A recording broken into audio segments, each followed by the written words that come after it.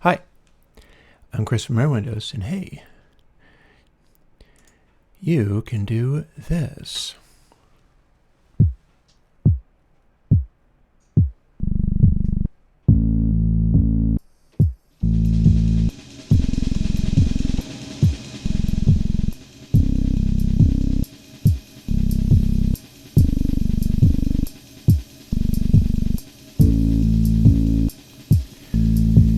Because I'm going to demonstrate to you Airwindows Monitoring2.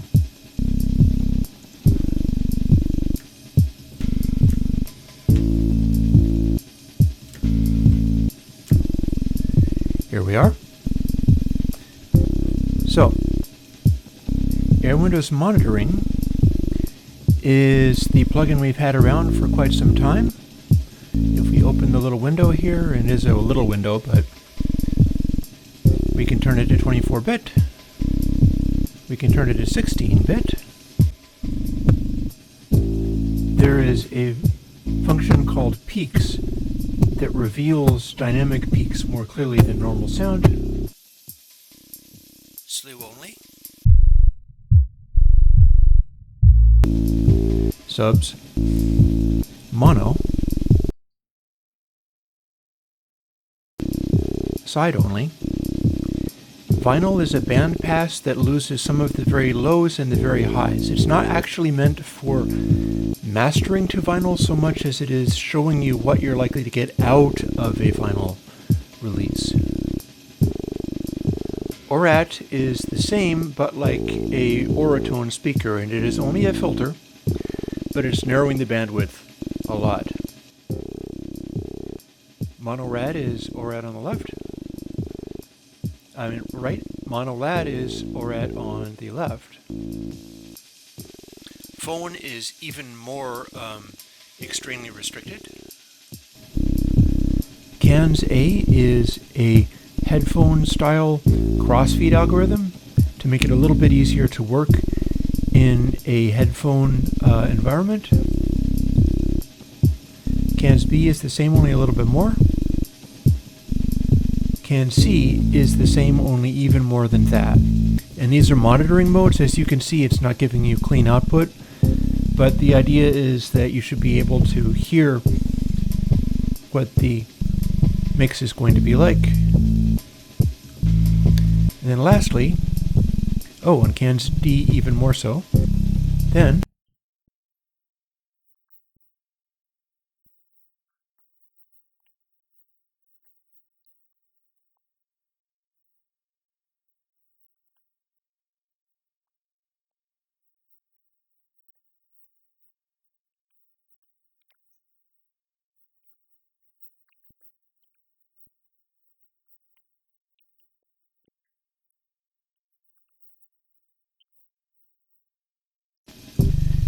that you would be putting it to VoiceTrick if you're recording with a microphone in front of monitor speakers that are stereo monitor speakers, and you want to record without headphones. Setting it to VoiceTrick like this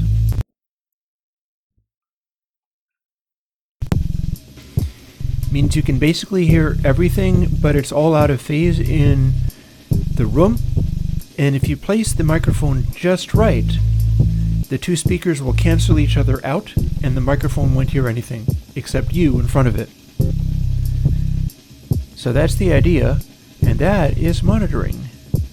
So what is Monitoring2? Same thing. Exactly the same thing with this difference.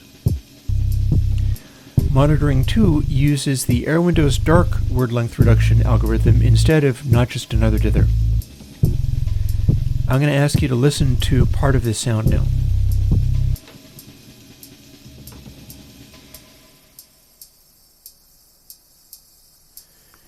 Those are some bright hi-hats, because it's brightness where you'll hear this change the most.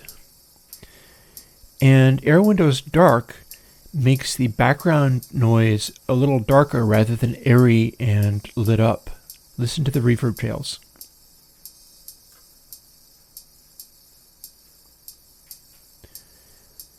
You might be able to hear a difference here.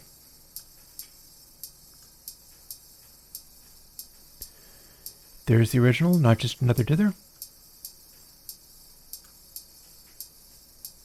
And that is Airwindows dark.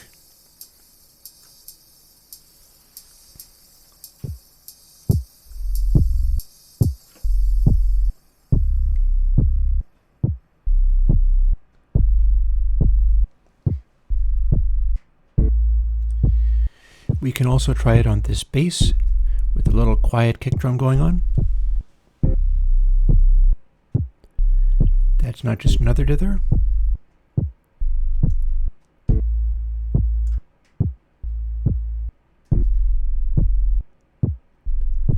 There's Monitoring2.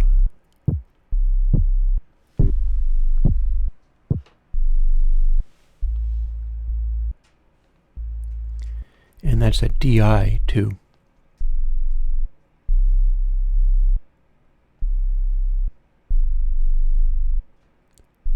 Back to not just another dither.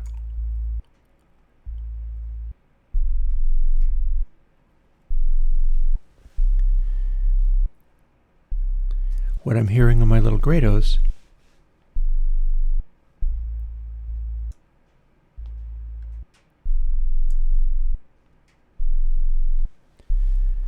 is there's a slightly different tonality on the deep lows going through Airwindows dark.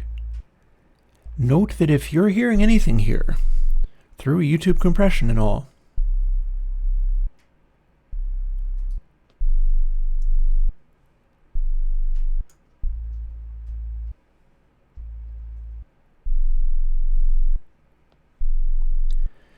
a little ambience around it maybe.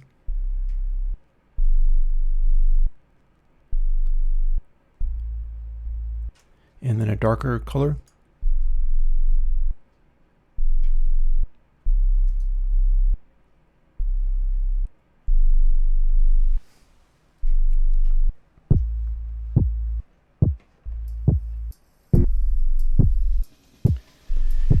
If you're hearing anything there, you just heard 16-bit dither through the YouTube algorithm.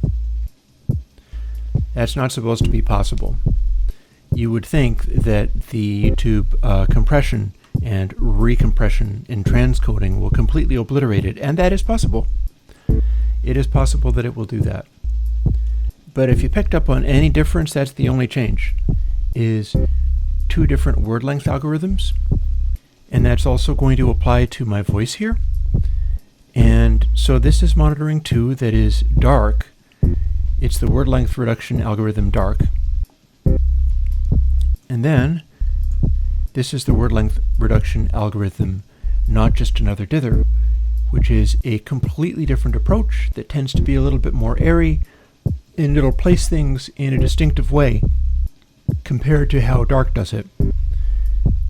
And you'll end up with a slightly different feel off of what's going on in this voice and this music behind it.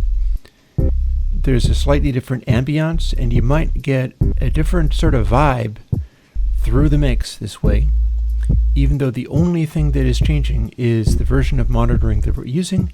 Then over to Monitoring2, and this becomes Airwindows dark, and it's going to handle the word length reduction stuff slightly differently. And again, this is 16-bit. Both of these are set to 16-bit, so you're hearing only differences that have to do with CD quality detail as presented through YouTube. And I don't know whether you're going to notice any difference there, but I keep switching it back and forth, and this is now not just another dither again. And I feel like what I'm hearing, because I'm monitoring the output of all of this through my little Grados and Lavery, is just a bit of additional atmosphere and localization around stuff, and the naturalness that comes of the not just another dither algorithm, which has to do with running Benford realness calculations and deciding whatever is going to give the realest possible result. Whereas if we go with dark, it's no longer trying to do that. It's no longer trying to act like a dither at all. Instead, it's just making every choice to make the high frequency noises on the output be as low as possible.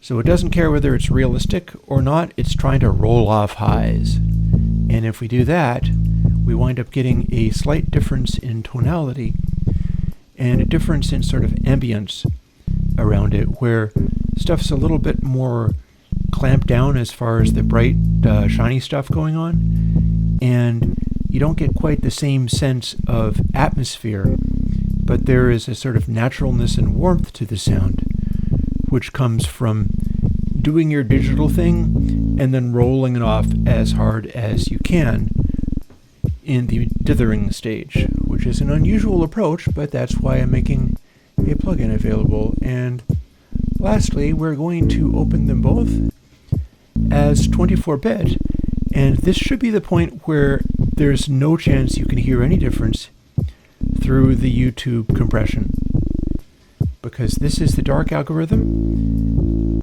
and there shouldn't be anything that you hear between that and this. They should be effectively identical at that level, but when we're working with 24-bit files, we're often looking to what we can do at high resolution stuff. Like if you went to a CD, you could use the 16-bit variation for that. If you're monitoring, you might be able to get slightly more of a tonality out of that. And we're going to switch back over to dark in 24-bit and see whether maybe the sense of distance on like those distant reverbs and things feel a little bit farther away than they did, because they'll have been darkened at the 24-bit level as part of the word length reduction algorithm. And then we'll see whether we can make it sound a little bit more upfront and atmospheric.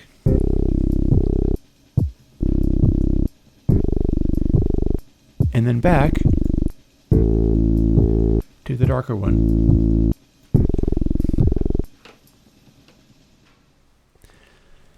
I think we probably can't hear the difference between those two things at 24-bit, but when you do high quality audio type stuff, you know that YouTube is going to step on it anyhow, but you're thinking in terms of what else you can offer people, like people, for instance, downloading stuff on Bandcamp, or maybe if you have a unlimited SoundCloud account that lets you upload large quantities of files, and you make a download thing available, such as I've done with my own SoundCloud stuff, where everything I've got up there has the downloads available and you're getting the original 2496 file. So that's something that you can get off of SoundCloud if you use that, and people, consumers, customers, listeners can download the high res from that. And if you are doing Bandcamp, you can upload the high res and then people get a choice of whatever they want to download off of that. And depending upon what kind of thing you do, maybe you're doing something where there's a lot of atmosphere in there, where there's a lot of texture and depth, or you're doing something ambient and you really enjoy the idea of just making this wash of background sound that pretty much is extremely deep and wide and goes on forever, and you want to do it all in the box. Well, this is the kind of thing you might think about. And you might think about using Monitoring2 for being able to check some of these things. Check things like, for instance,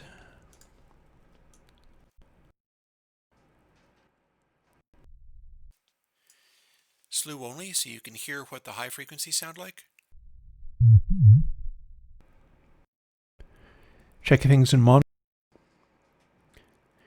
check things with the rough EQ that you would get off of a tiny Mixcube speaker, and basically do the stuff that you need. That's why I've made monitoring, is to include a lot of reference things and then also build in the best word length reduction that I've got. And that's been not just another dither for quite some time, but for some purposes, or for some kinds of sound, some kinds of production. You might want to go with Airwindows Dark, and so Monitoring2 is the one that gives you Airwindows Dark.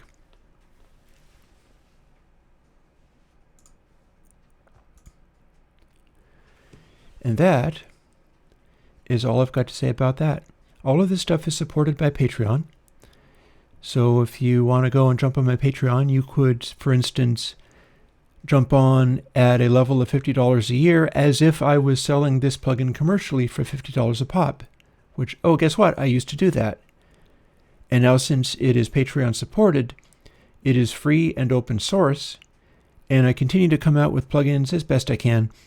On the whole, maybe not absolutely every time, but on the whole, I'm able to put out a new plugin every week. And I kind of try to keep that going. So, I hope you enjoy Monitoring2. And I'll talk to you later.